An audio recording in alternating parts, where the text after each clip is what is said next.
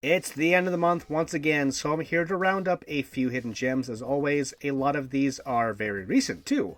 So, before you get down and dirty with Final Fantasy VII Rebirth, you may want to take a look at these 5 unique games, and let us begin with Balatro, which quite simply is poker if it were a roguelike. During each match, you will get a money amount you will have to hit, $300 for example. You have a few hands to play, and then a few turns wherein you can toss cards to get others. Should you sacrifice a sure thing to hold out for a bigger win with a flush or something like that? It's simple and easy to understand, and yet it goes beyond this if you want. Money earned can get you special tarot cards that can help out during a hand, like multiplying points or changing card consistency.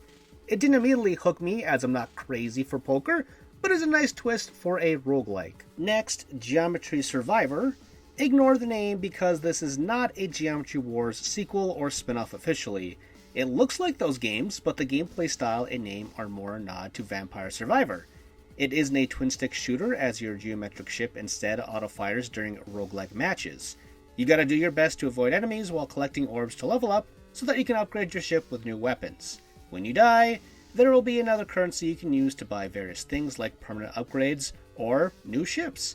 This subgenre of roguelike survivor games is only going to get broader from here, and Geometry Survivor is proof of that for better or worse. Personally, I prefer Geometry Wars, but this was kind of a cool idea for a spiritual successor, I guess. Let's move on to my pick of the litter, Penny's Big Breakaway. It's a new 2.5D platformer that feels equal parts PS1 as it does Sega Dreamcast. The art is absolutely amazing, thanks to the colors and chunky polygons. It's like someone remastered a game from the early 2000s that never existed. Despite it being an homage to the past, the gameplay is quite unique. The titular Penny has a yo-yo which can thwart enemies, or allow her to launch into the air as if it were a grappling hook. I will say it's not easy mastering the yo-yo, as I found myself falling into pits quite often and the checkpoints aren't exactly great. As clunky as it can be sometimes, I still loved how creative Penny's Big Breakaway was, as it genuinely felt like something new while looking like a nostalgic snack. And here we have Pixel Noir, which I wanted to love more than I did. So you begin as a cop on the beat, solving a few cases, and then you start seeing weird stuff like tentacle monsters, killer robots, and greedy gators.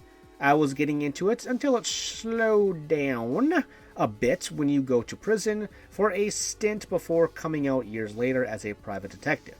Overall, it's more of an adventure game than an RPG, which is a shame because I like the mechanics.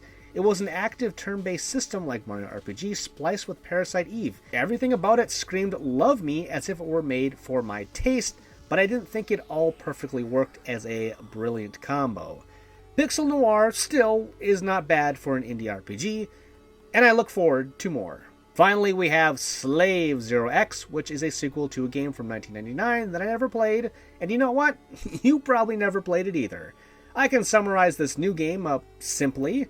Venom, but he's a samurai in a cyberpunk city. That's right, you get a cybernetic symbiotic suit something, and you fight a bunch of drugged up soldiers juicing on the wrong stuff.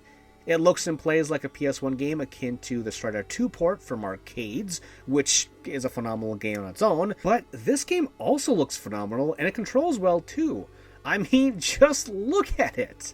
Now, I will say there isn't much variety in the gameplay or the environments, and the story is a bit nonsensical, but credit for having it voiced.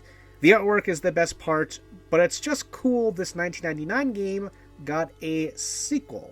And that is it. Again, Penny was my big breakaway hit from this selection, pun intended, but I hope one, if not all of these games strike your fancy too.